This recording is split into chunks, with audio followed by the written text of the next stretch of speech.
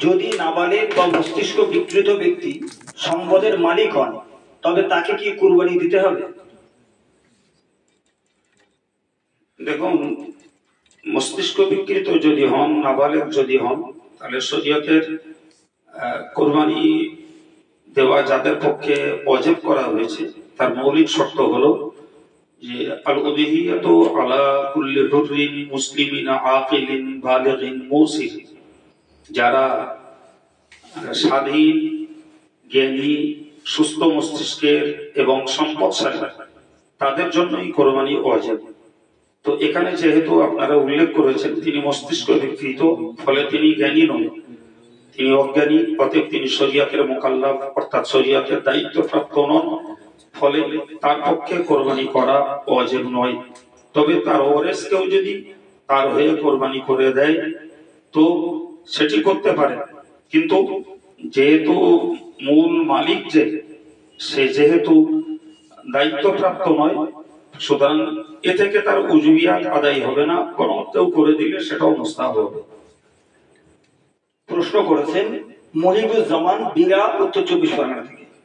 কুরবানির জন্য পশু ক্রয় করা হয়েছে, কিন্তু যে কোনো কারণে সেই পশু জবাহ করতে না পারলে কি করা উচিত? দেখুন, এই ব্যাপারে তিনটি পদ্ধতি। নাম্বার 1, পশুটাকে জীবিত অবস্থায় দরিদ্রকে সদকা করে দেওয়া যায়। দ্বিতীয়ত, পশুটাকে বিক্রি করে তার মূল্য সদকা করে দেওয়া যায়। তৃতীয়ত, জবাই করে সেই গোশতটাকেও দরিদ্রের মধ্যে সদকা করে দেওয়া যায়। তবে ফুকাহাদের উত্তম মত হলো যে পশুটাকে জীবিত অবস্থায় সদকা করে দেওয়াই উত্তম ব্যবস্থাপনা। প্রশ্ন করেছেন তরিকুল ইসলাম, গয়রা, উত্তর 24 পরগনা থেকে। যাদের উপরে যাকাত ফরজ তাদের উপরে কি কুরবানি ওয়াজিব? যাদের উপরে কুরবানি ওয়াজিব তারা নিজে কুরবানি না করলে জীবিত মা বা মৃত আব্বা মায়ের নামের পক্ষ থেকে কুরবানি করা যাবে কি? দেখুন, যিনি এই প্রশ্নটি করেছেন তার প্রশ্নের মধ্যে দুটো দিক আছে। একটি দিক হলো যে যাদের উপরে যাকাত ফরজ তাদের উপরে কোরবানি ওয়াজিব কিনা, আর দ্বিতীয় প্রশ্ন করেছেন যে মৃত আব্বা মায়ের পক্ষ থেকে কোরবানি করা যাবে কিনা। প্রথম প্রশ্নের উত্তর বুঝুন। যাকাত ফরজ হয় কেবলমাত্র অস্থবর সম্পত্তির উপরে, আর ফিতরা এবং কোরবানি ওয়াজিব হয় স্থাবর অস্থবর উভয় সম্পত্তির উপরে। সুতরাং স্থাবর অস্থবর সম্পত্তির পরিমাণ যদি তার সংসার চালানোর ঊর্ধ্বে সাহেবের হিসাব পরিমাণ, অর্থাৎ বর্তমান বলতে পারা যায় 612 গ্রাম রূপক দামের পরিমাণ যদি অর্থ তার কাছে থাকে স্থাবর অস্থবর সম্পত্তি মিলে, তাহলে তার পক্ষে কোরবানি ওয়াজিব হয়। কিন্তু যাকাত ওয়াজিব হয় কেবলমাত্র অস্থবর সম্পত্তির উপরের সংসার চালিয়ে যদি ওই পরিমাণ অর্থের মালিক তিনি হন, তবে তার উপরে যাকাত ফরজ হয়।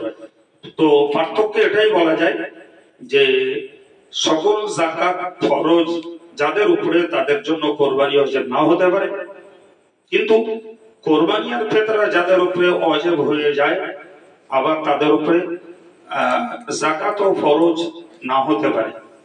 ফলে মনে রাখতে হবে ফিতরা, কোরবানি এবং যাকাত এই পার্থক্য হলো যাকাত একদিকে আর ফিতরা কোরবানি আর একদিকে। যাকাত ফরজ হয় একটি সম্পদের উপর আর ফিতরা কোরবানি ওয়াজিব হয় আরেকটি সম্পদের উপর। পরিমাণটা কি? 612 গ্রাম রূপোর মূল্য, বাকিটুকু যার যতটুকু আছে তার নিজস্ব সম্পদের পরিচয় দিয়ে তার নিজস্ব ফতোয়া সংগ্রহ করা উচিত। এই প্রশ্নের দ্বিতীয় পাঠ হলো যে মৃত মানুষের নামে কোরবানি করা মুস্তাহাব, আর যিনি সচ্ছল জীবিত মানুষ তার পক্ষে কোরবানি করা ওয়াজিব। ফলে আগে জীবিত রোজগারি মানুষ যিনি তার কোরবানি করতে হবে, এর উপরে তার সামর্থ্য থাকে তিনি মৃত আব্বা মায়ের নামে কোরবানি করতে পারেন। যদি নিজের নামে কোরবানি না করে আব্বা মায়ের নামে মৃত যারা তাদের কোরবানি করে, মুস্তাহাব হিসেবে তাদের সওয়াব হতে পারে, কিন্তু আপনি ওয়াজিব তরকের জন্য গুনাহগার হবেন। প্রশ্ন করেছেন উত্তর 24 পরগনা থেকে রুহুল আমিন মন্ডল। যদি কুরবানির পশুতে গোশত খাওয়ার ইচ্ছা বা নিয়ত থাকে তাহলে কি কুরবানি সহিহ হবে?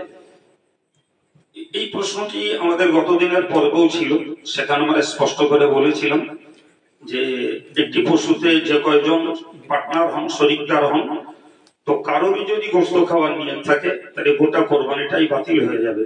ফলে কোরবানি গোশত খাবার নিয়ত করে কোরবানি করলে ওই কোরবানি আল্লাহ পাকের কাছে গ্রহণযোগ্য নয়।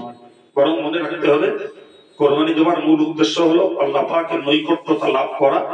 সেখানে গোশত খাওয়া বা দুনিয়ার নাম যশের কোনো স্বার্থ থাকবে না, তবেই আল্লাহর কাছে কোরবানি কবুল হওয়ার আশা করা যায়। আশা করি সমাজ এই জাতীয় মানসিকতা থেকে বেরিয়ে কোরবানিটাকে নিছক আল্লাহর জন্যই বরাদ্দ করতে মানসিকতা তৈরি করবেন। আল্লাহ তৌফিক দিন, আমিন। প্রশ্ন করেছেন ইয়াসামিন হাওড়া থেকে, সর্বনিম্ন কত টাকা সম্পদ থাকলে কুরবানি দেওয়া ওয়াজিব? দেখুন, আগের একটা প্রশ্নে এই উত্তরটা ছাড়িয়েছে, তবুও আবার নতুন প্রশ্ন এসছে, আমি আরেকবার ছাড়িয়ে দিচ্ছি। সাহেবেন সাহেব হবার জন্য বর্তমান সময়ে 612 গ্রামের উপর বাজার মূল্য যেটা হবে, ওই পরিমাণ অর্থ সম্পদ তার সংসার চালিয়ে উদ্বৃত্ত থাকলে তার পক্ষে কোরবানি করা উচিত। তবে উদ্বৃত্তের উৎস যেটা, সেটা হলো যাকাতের ক্ষেত্রে শুধুমাত্র অস্তবার সম্পত্তি, আর ফিতরার কোরবানির ক্ষেত্রে স্থাবর অস্তবার উভয় মিলিত সম্পত্তির উপরে ওই পরিমাণটা দাঁড়ালে তার পক্ষে কোরবানি করা ওয়াজিব হবে এবং যাকাত দেওয়া ওয়াজিব হবে, ফরজ হবে।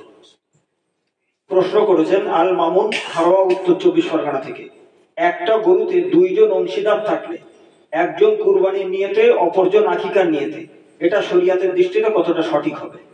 যেহেতু কোরবানির পশুর সঙ্গে আকিকা করা জায়েজ আছে, ফলে 2 জন অংশীদার থাকলে একজন কোরবানি আর একজন আকিকার নিয়ত করলে সেটি কোন রকমের দোষের নয়, বরং অবাধে এই জাতীয় নিয়তে পশু কোরবানি তথা আকিকা করা যাবে। প্রশ্ন করেছেন মাওলানা আমিরে হামজা, নিসাপুর, দক্ষিণ 24 পরগনা।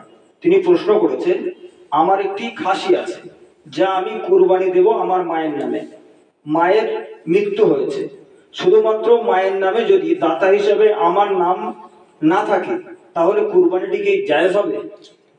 দেখো, এই প্রশ্নের উত্তরও আগে হয়েছে, পুনরায় বলছি। কোরবানি দাতা যদি সচ্ছল ব্যক্তি হন, আগে তার নিজের কোরবানি দেওয়া হানাফি মাযহাব অনুযায়ী ওয়াজিব। এরপরে সমর্থ থাকলে তিনি মায়ের নামে যে কারোর নামে দিতে পারেন। সুতরাং সচ্ছল ব্যক্তি হলে একটি খাসি যেহেতু একজনের নামে হবে, সুতরাং সচ্ছল ব্যক্তি হিসাবে তাকে নিজের নামে কোরবানি করতে হবে, মায়ের নামে না দিলে গুনাহ নেই। কিন্তু নিজের নামে না দিলে তিনি কবিরা গুনাহগার হবে। ফলে তার যদি একটি খাসি থাকে তার নামেই কোরবানি করা উচিত। আর যদি তিনি সচ্ছল ব্যক্তি নন, দরিদ্র হন, শুধু মায়ের নামে মুস্তাহাব কোরবানি করেন, তো সেটা তার ব্যাপার। ইচ্ছা করলে সেই মুস্তাহাব কোরবানিটা তিনি মায়ের নামে না করে নিজের নামেও করতে পারেন। তবে আগে ভাবতে হবে তিনি সচ্ছল কিনা।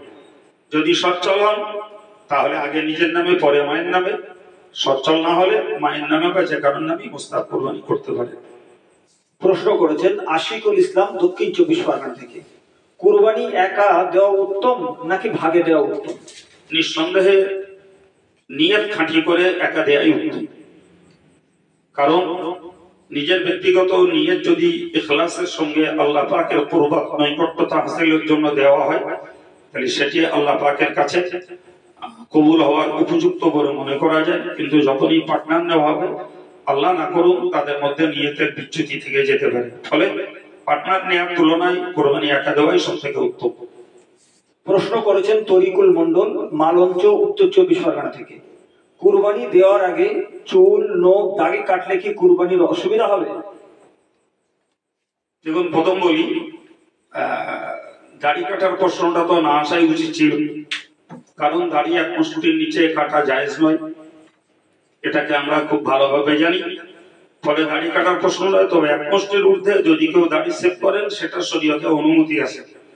2 নম্বর কথা হলো যে চুল নখ, তো যারা কোরবানি দেন এদের জন্য একটা মুস্তাহাব মসলা হলো কোরবানি চাঁদ ওঠা থেকে কোরবানি সম্পন্ন হওয়া পর্যন্ত নখ চুল না কাটা মুস্তাহাব। এখন যদি মুস্তাহাব পালন করতে যে নখ চুলটা সীমা ছাড়া বেড়ে যায়, তাহলে সেক্ষেত্রে মুস্তাহাব ত্যাগ করে দিয়ে নকচুল কেটে নেওয়াই উত্তম। আর যদি মনে হয় না আমি কোরবানি পর্যন্ত নকচুল কোরবানি চাঁদ ওঠার পর থেকে না কাটলেও সেটি কুদৃষ্টি বা দৃষ্টিকটু দেখাবে না, তাহলে তিনি মুস্তাহাবটা পালন করলে সওয়াব পাবেন। যদি দৃষ্টিকটু দেখায় নকচুল বেড়ে যাওয়ার পরে, তাহলে মুস্তাহাব পালন না করে নকচুল কেটে নেওয়াই উত্তম। প্রশ্ন করেছেন নাসির উদ্দিন মন্ডল, ঝুরুলি, উত্তর 24 পরগনা থেকে। কুরবানির দিনে হাঁস মুরগি জবাই করা যাবে কি? দেখুন, যদি কোরবানি দাতাদের সমভাবাপন্ন হওয়ার নিয়তে কেউ হাঁস মুরগি জবাই করেন, এটা চলবে না। কিন্তু এমনি প্রয়োজনে হাঁস মুরগি জবাই করেছেন বা করতে হবে, তাতে কোনো দোষ নেই। কিন্তু কোরবানি দাতাদের সমভাবাপন্ন হওয়ার নিয়ত করলে তা মাকরুহ হবে।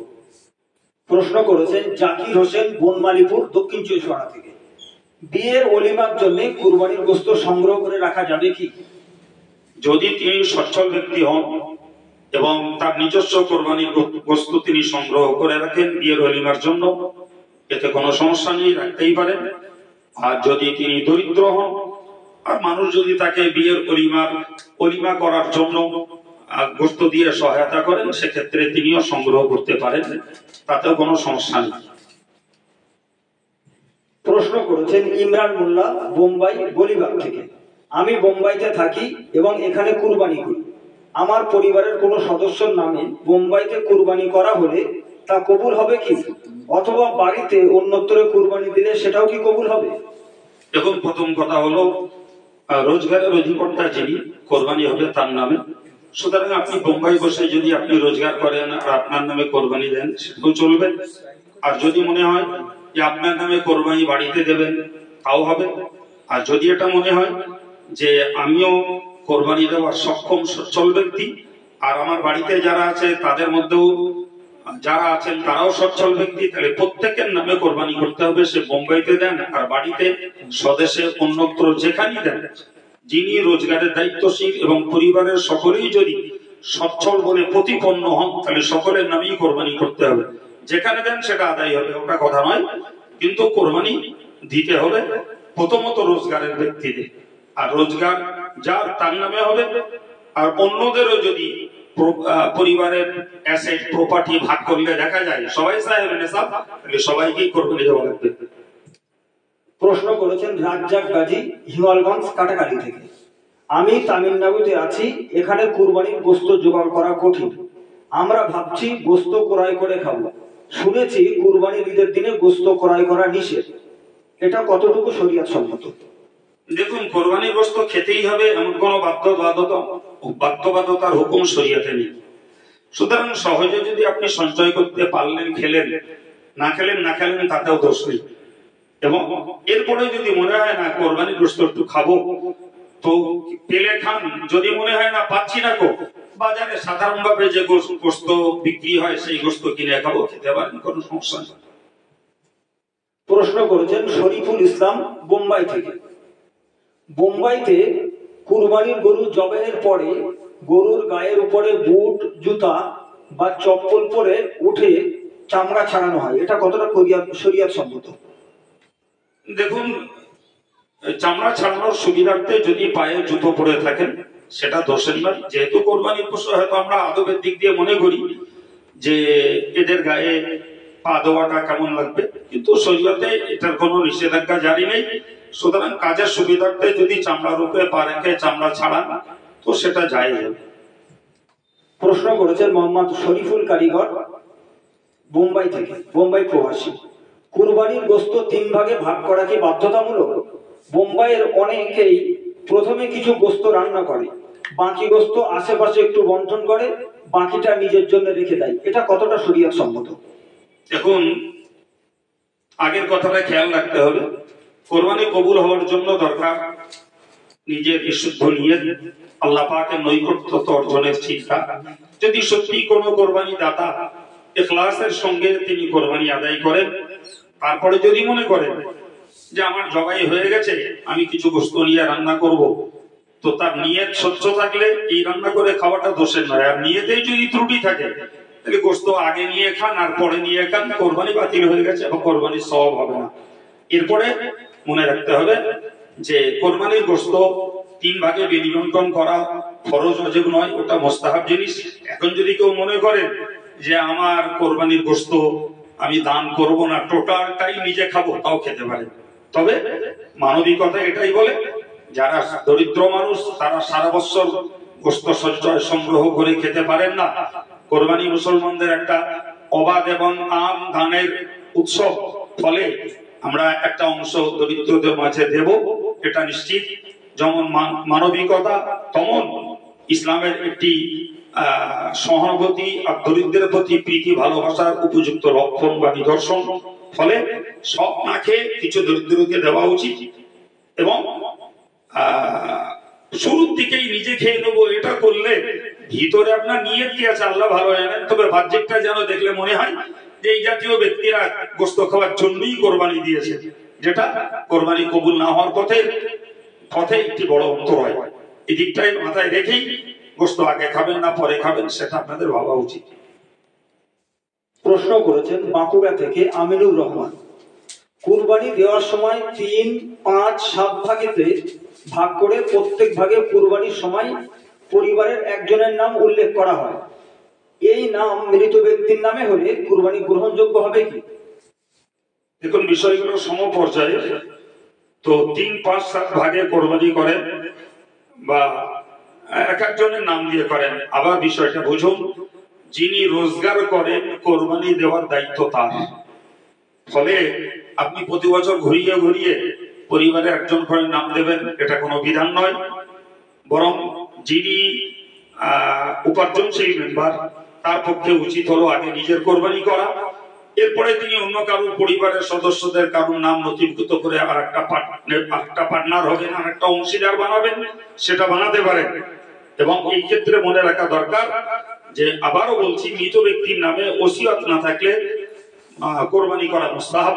সুতরাং আগে ওয়াজিবি দায়িত্ব, যেটা আবশ্যকীয় দায়িত্ব, যিনি রোজগারের মানুষ উপার্জনশীল সদস্য যিনি, তারটা আগে আদায় করুন। তারপরে মৃত ব্যক্তির নামে যত বা সদস্য পারেন আপনারা নথিভুক্ত করুন, তাহলে ঠিক আছে। যদি নিজের উপার্জনশীল সদস্য যিনি তিনি কোরবানি না করেন, মৃত ব্যক্তিদের নামে দিলে মুস্তাহাব আদায় হবে, ওয়াজিব তরকের জন্য নিজের উপরে গুনাহ বর্তাবে। আল্লাহ বোঝার তৌফিক দেন। মালদা থেকে প্রশ্ন করেছেন মাওলানা ওবায়দুল্লাহ রহমানী, নামাজ কালাম পড়ে না, রোজা করে না, মুখে দাড়ি নেই, এমন ব্যক্তি কি কুরবানির পশু জবাই করতে পারে? দেখুন, নামাজ পড়ে না এর জন্য পৃথক গুনাহ, রোজা রাখে না তার জন্য পৃথক গুনাহ, দাড়ি রাখে না তার জন্য ধারাবাহিক একটি পৃথক গুনাহর দায়বদ্ধ মানুষটি হয়েই যাচ্ছেন। কিন্তু কোরবানি যেহেতু পৃথক একটি নির্দেশ, ফলে সচ্ছল হলে এটা তার পক্ষে আদায় করা ওয়াজিব। তিনি মৌলিক দায়িত্ব থেকে নিষ্কৃতি পাবেন, বাকি সওয়াব দেবেন কি দেবেন না সেটি আল্লাহ পাকের দয়ার উপরে নির্ভরশীল। প্রশ্ন করেছেন বেঙ্গলি আল সুন্নাহ ফাউন্ডেশনের পক্ষ থেকে বোম্বাই, কুরবানির গোশত 3 ভাগে ভাগ করা হয়, 1 ভাগ গরিব মিসকিন, 1 ভাগ আত্মীয় স্বজন, আর 1 ভাগ নিজেদের জন্য। বোম্বাইতে আত্মীয় স্বজন বলতে কারখানার কারিগর ভাইদের বোঝানো হয়। এইভাবে গোশত রান্না করে কারিগর ভাইদের খাওয়ানো কতটা শরীয়ত সম্মত? দেখুন, একটা মৌলিক জিনিস জানুন, কোরবানির গোশত ধনী দরিদ্র সবাই খেতে পারেন। ফলে কারখানার ভাইরা যারা আছেন তারা আত্মীয় সূত্রে হোক আর বন্ধুত্ব সূত্রে হোক আপনারা রান্না করে অবাধে তাদেরকে খেতে দিতে পারেন, এতে সমস্যার সন্দেহের কোনো জায়গা নেই। প্রশ্ন করেছেন বোম্বাই সান্তাক্রুজ থেকে মুজাফফর মল্লিক, কুরবানির গোশত ঘরে রেখে কতদিন খাওয়া যেতে পারে?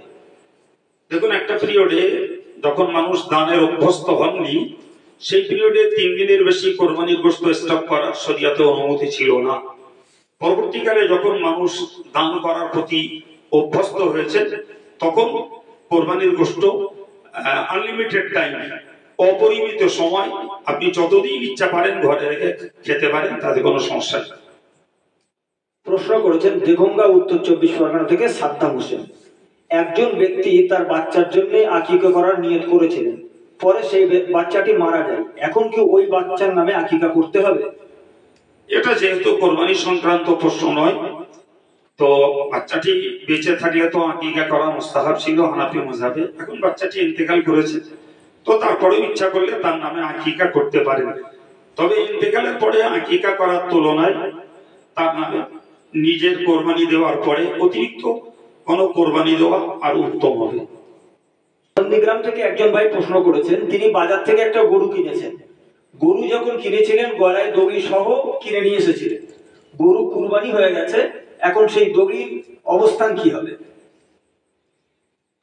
দেখুন, মানুষের জানার শেষ নেই, তো ফলে এটাও যিনি জানতে চেয়েছেন তার কিউরিওসিটিকে ধন্যবাদ জানাই।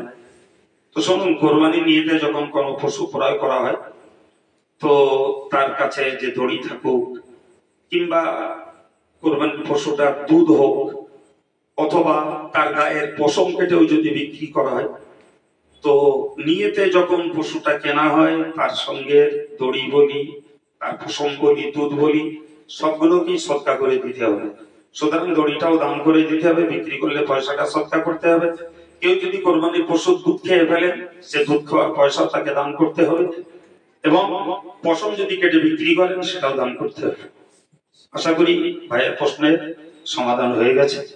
আরেকজন ভাই প্রশ্ন করেছেন, তাকবীরে তাশরিক পড়া ভুলে গেলে করণীয় কি? তাকবীরে তাশরিক পড়া মেয়েদের উপরে ওয়াজিব কি? যদি ওয়াজিব হয় তাহলে মেয়েদের কেমন বা কতটুকু আওয়াজে পড়তে পারবে? দেখুন, তাকবীরে তাশরিক ভুলে গেলে এর কোনো কাজা আছে বলে শরীয়তে তেমন কোনো বিধান নেই। এক নম্বর কথা, তাকবীরে তাশরিক করতে হয় জমাতের নামাজের মুসল্লিদের। আমাদের হানাফি মাযহাবে মেয়েদের যেহেতু নামাজের জমাত নাই, ফলে তাদের জন্য তাকবীরে তাশরিক ওয়াজিব নয়। এখন যদি মেয়েরা নামাজের পরে তারা অনুচ্চ আওয়াজে তাকবীরে তাশরিক পড়ে, তো বলতে পারা যায় তাদের জন্য পড়া মুস্তাহাব। আশা করি যারা প্রশ্ন করেছেন তারা তাদের প্রয়োজন মতো সমাধান পেয়েছেন। বাকি দুর্বোধ্যটাকে আল্লাহ পাক বোঝার তৌফিক দেন। আমিন। আসসালামু আলাইকুম ওয়া রাহমাতুল্লাহি ওয়া বারাকাতুহু।